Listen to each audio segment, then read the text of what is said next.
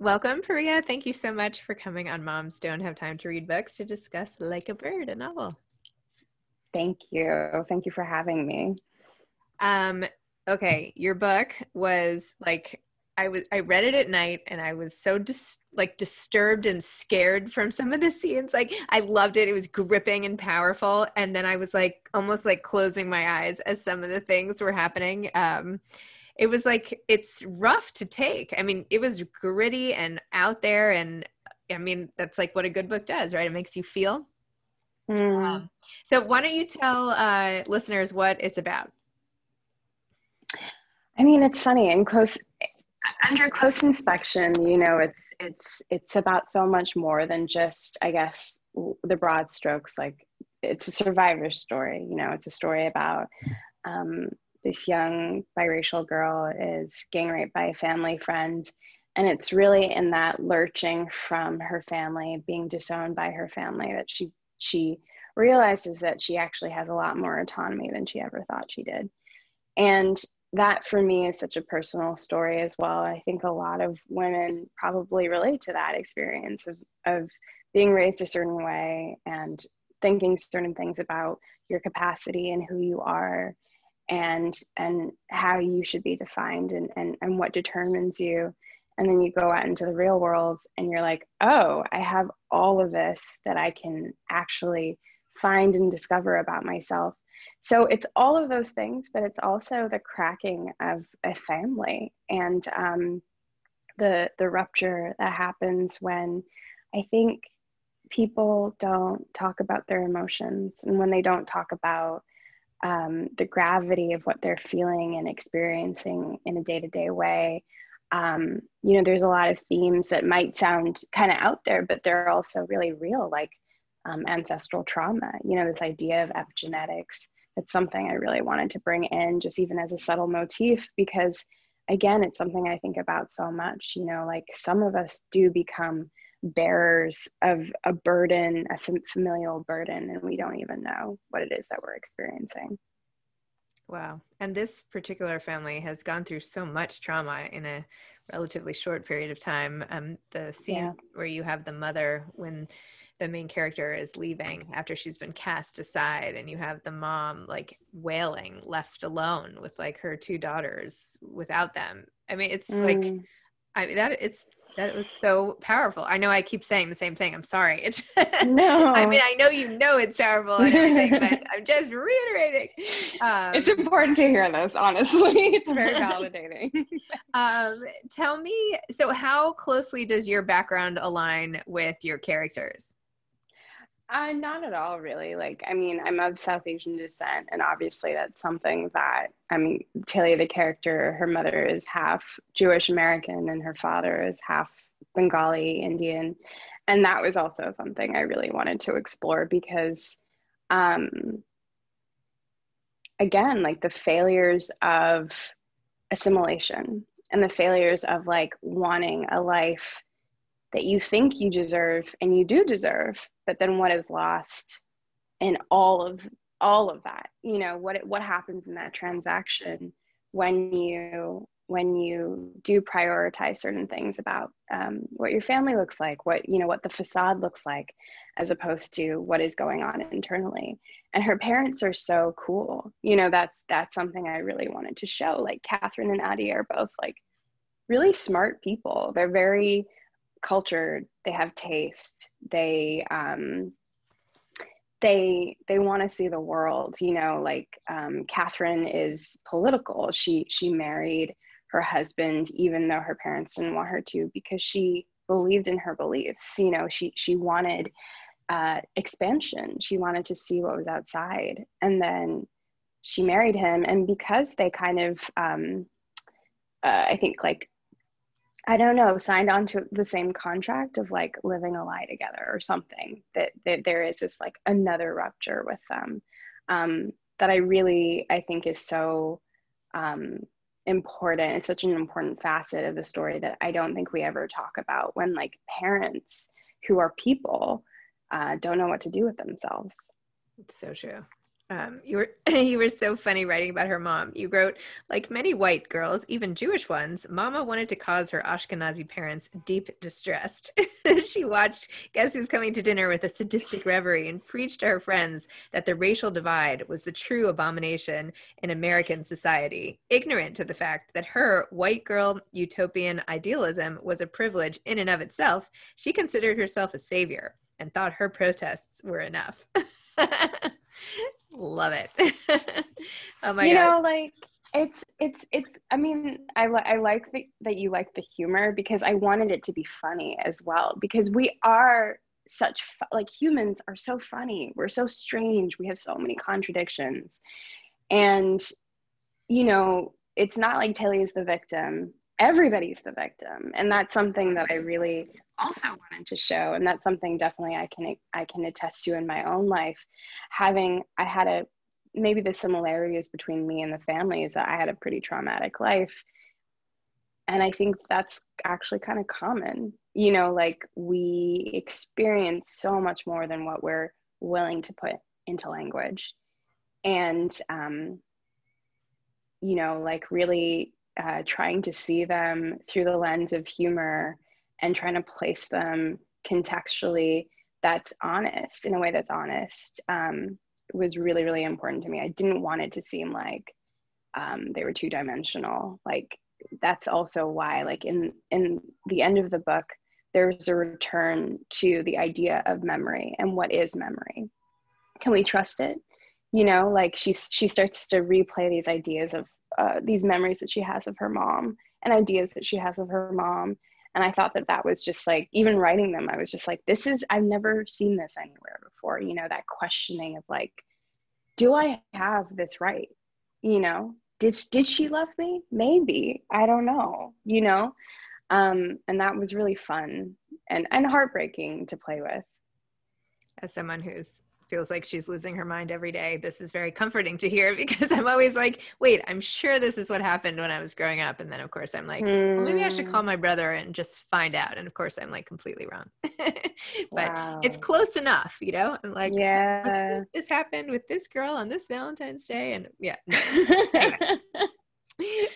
You know, you also poked fun at these poor parents when you were talking about how they achieved a new class, essentially, right? They had become wealthier throughout their sort of, not hippy dippy, but what's the right word? Very, very liberal, anti-wealth dogma. And then suddenly they're wealthy, but they're not, they don't want to accept that about themselves, because what would that mean to their whole identity? And so they kind of pretend that they're not, and yet, you know, they're like living the high life in some regards. And, you know, I don't know, I thought that was very funny, because there's so much of that, I feel like, now that, you know, you have to wonder with all this anti-wealth sentiment everywhere, well, if you won the lottery tomorrow, would this still be the same rhetoric, or would it shift a little bit?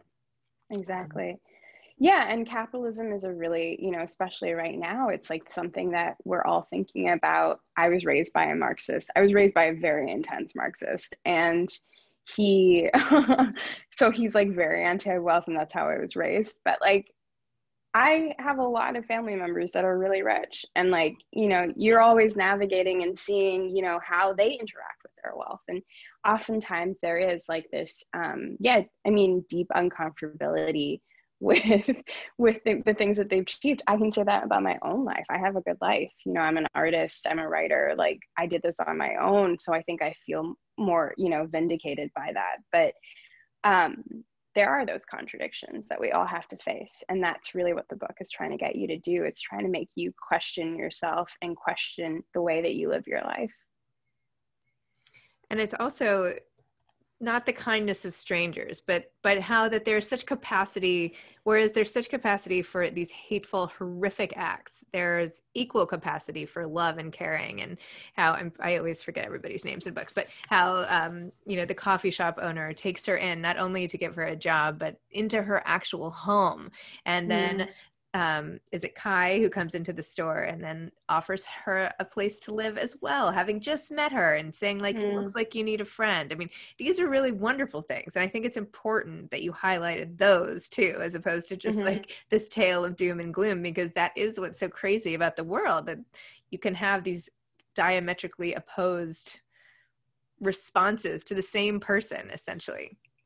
Exactly. And that is, again, like another reflection that I definitely had in my own life. Like I moved here when I was I moved from Australia when I was 19 to New York and didn't know anybody, came to go to school.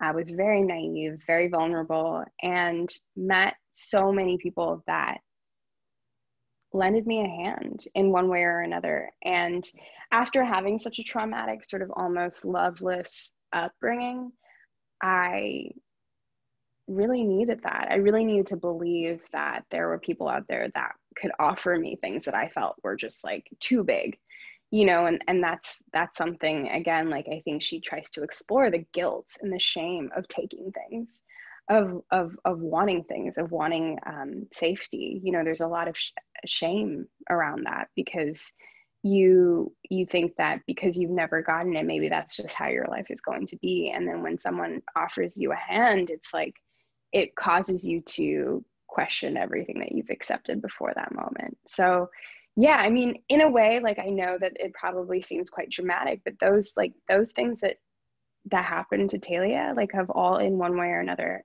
happened to me, and I negotiate them as an adult all the time, and like the sexual violence didn't happen like that, but sexual violence has happened to me in my life. And like, I am constantly having to balance like those extreme moments with joy and community and real care, that to me is the plight of being human, as you kind of said. Wow. So really just some tiny minor themes here in your book. Nothing too deep. Did you have a relationship with a tree in the same way? I have relationships to trees for sure. I mean, I'm definitely a little bit of a kook, I'd say, but like, I do a lot of plant medicine. So like trees are really, they're really important. I really think that they have so much, the natural world has so much to teach us, that again, like it is kind of like this like sweet sentiment that I wanted to bring out. But like, yeah, when I was young, I didn't have a lot of friends that I could lean on. So the natural world became my friend, like sticks and stones, like whether it was like a little patch on the grass that I knew was mine, that kind of stuff. You really do. Especially when you don't have a lot, you find ways to protect yourself, totems. Pretty close to actually a totem pole, really, in form and shape and Exactly. Exactly. Well, my heart breaks that you experience some of the same things and emotions, because the experience of this character, why can I not Talia, broke my heart over and over again. So that sort of devastation and loneliness really was really tough. And I'm sorry if that was part of your upbringing, and that's not fair, and that just stinks, honestly. Yeah, I had a really bad life. I had a really hard life for a really long time. I'm a survivor. I'm a child abuse survivor. So like all of those things come from deep, deep places that I don't even think that, I mean, I don't know if you knew this. I wrote this book over 18 years. I started writing it when I was 12. So I actually wrote myself out of my pain. And I mean, through a therapist, I've kind of figured out that I was essentially creating this, like, even though it wasn't my life completely, I was creating this story as a way to sort of have a cathartic process. Like my family, we didn't know what therapy was. We didn't know, like, none of those things were options to me 18 years ago. So for whatever reason, I figured out at a young age that I could do this, that I had to survive, that I had something to say. And that's like really what carried me through. And I don't even know how I did it, but I did it. Oh my gosh. Well, bravo to you. I mean, that's amazing. When you said you started this 18 years ago, I was like, You must have written this when you were 5 years old. Like, I'm thinking, like, did you start this as a drawing? Like, you look so young and everything. But, well, I think you might win the award then for longest time it's ever taken anyone to write a novel. Yeah, I mean, it's funny because like when you write something, when you work on something for so long, and also I think naturally who I am, I'm very self-critical. I'm very, that's why it's validating to hear that you like the book because I don't know, I don't know if anyone's reading this book. Like it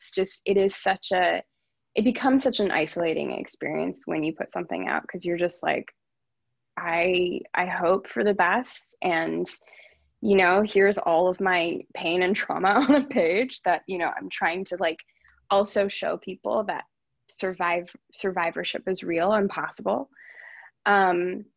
But you question yourself, and especially after this long, you're like, is this story even good? And yeah, it's like an everyday process of reminding myself that at least I stuck to something for 18 years. Like if that's all I have, that's pretty remarkable. And I always have to kind of, just like pat myself on the back for that because I don't really know how I did it. So it turns out it started on a floppy disk. And then you put it on like a CD-ROM, and now you finally have it on your phone. Google Drive. Yeah, Google Drive. Yeah. The evolution. Of like a bird actually started a baby bird. Now it's grown and flown away. Oh, I love it. Exactly. So seriously, did you start by hand writing this, or like tell me about like, and how did you end up deciding like now is the time? Like you're still only 30, you could have done another 18 years on it and that would have been justified. I know. Yeah. I mean, so I started writing it on hand, and then eventually, I think when I was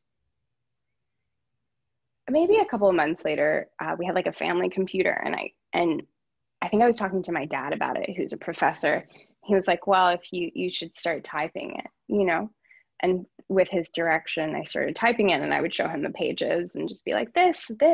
I have a really close connection with my dad. And so I was always looking for his, I guess, approval. But, and then, 18 years later, it's a book. It's a 300-page book.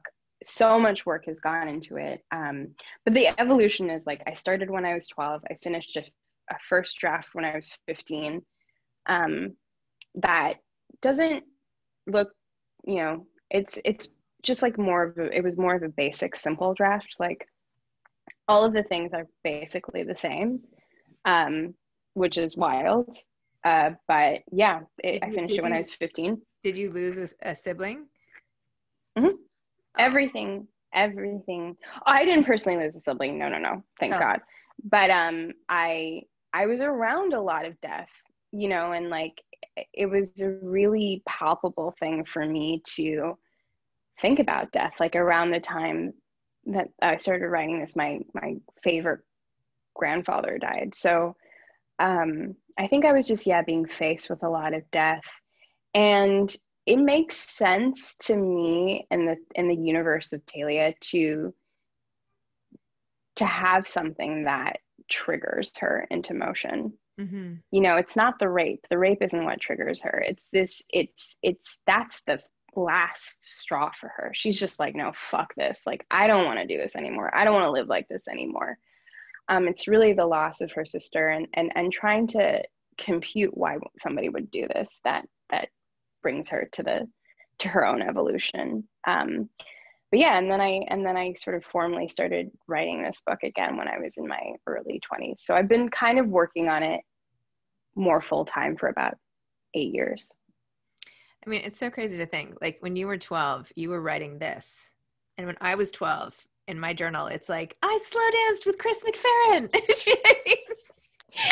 I love that. Insane. I feel like horribly guilty for having these like ridiculously middle school, like traditional, privileged, ups and downs. And then this is going on in your head. It's just insane. And yet here we are as adults just having a normal conversation. And what you bring to it, what I bring to it. And not to say I haven't had lots of trauma in my life. It's just not at that young age, particularly. And then the way that informs how you grow up and what you do with your life is so important. So anyway.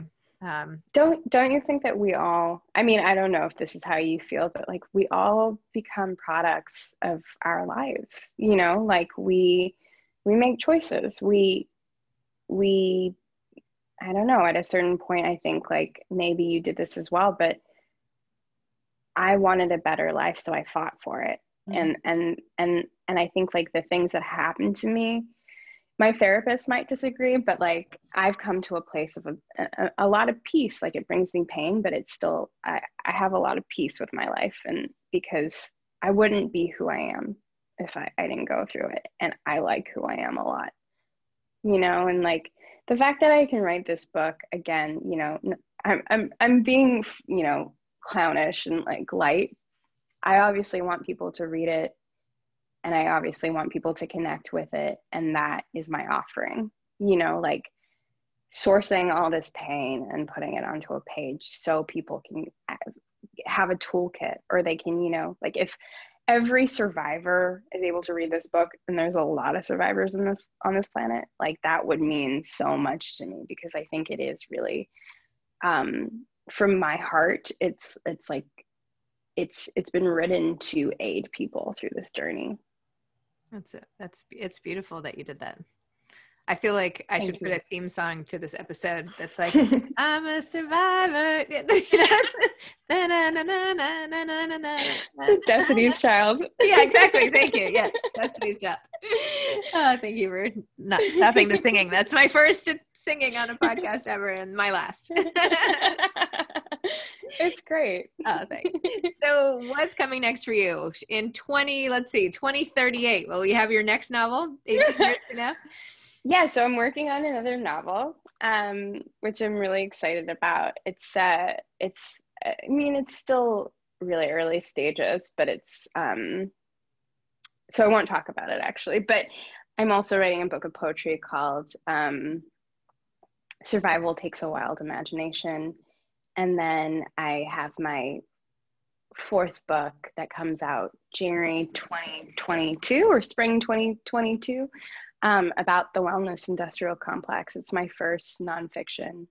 So I'm kind of diving into, again, like the things that we're talking about, you know, trauma and my own experience and rooting it in my own experience, but also looking at the failures of the wellness industrial complex and how like we very much owe it to one another to care more about one another. And especially in this climate and everything that's happening and where the world is going, you know, with climate change. So yeah, it's going to be really, really interesting, I think. So those are my two major book projects that are coming up. And then the novel, I think, in a couple of years. So stay tuned. Okay. And then I'm writing some screenplays as well. So wow, a lot of things are happening. That's great. Well, that's great, as they should. I mean, you deserve nothing but success, especially having taken what was so painful for you and given it, as you said, as an offering to others. You know, I hope that the circle of sort of life sort of gives back to you what you needed from it. And it's Thank you. Great. Sure. Do you have any advice to aspiring authors? Trust your voice. Don't let anyone tell you that you don't have something to say. If you feel like you do, really trust it and nurture it.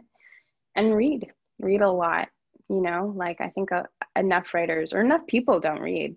Like we do need to read more. I know that your podcast is about that, but you know, I agree. I would agree with you. I agree with you. Yeah, I agree. Not enough people read. I actually read some crazy statistic recently how like the average American like reads one book every 2 years. I probably just botched that statistic, so nobody quote me on this or write it down or even just pretend you didn't hear me say that. But it's something like that. Like a lot of people hardly ever read, and a lot of people don't even own a lot of books or any books.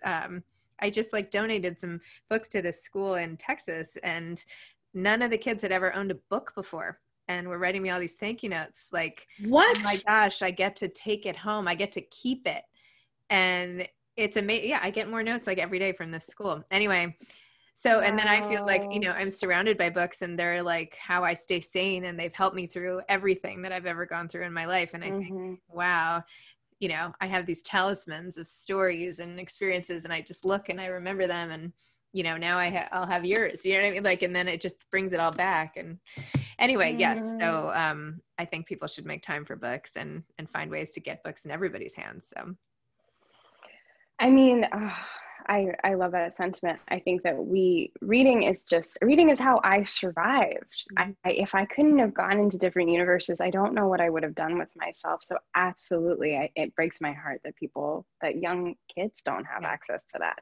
You should, by the way, I was going to say this earlier, not that it's any of my business, but you should go to schools. I don't know if you're doing that or not, but you should like put yourself on the school circuit and go in and have talks, and like go to middle schools, and you never know what's going on with people during that time, and they might really need to hear it in the moment. So I think you should try to target, I know it's a lot, this book, but I think you should do it. I think you should try a few schools and see what happens, because I think you'll be surprised at how much you'll be able to affect change at that level.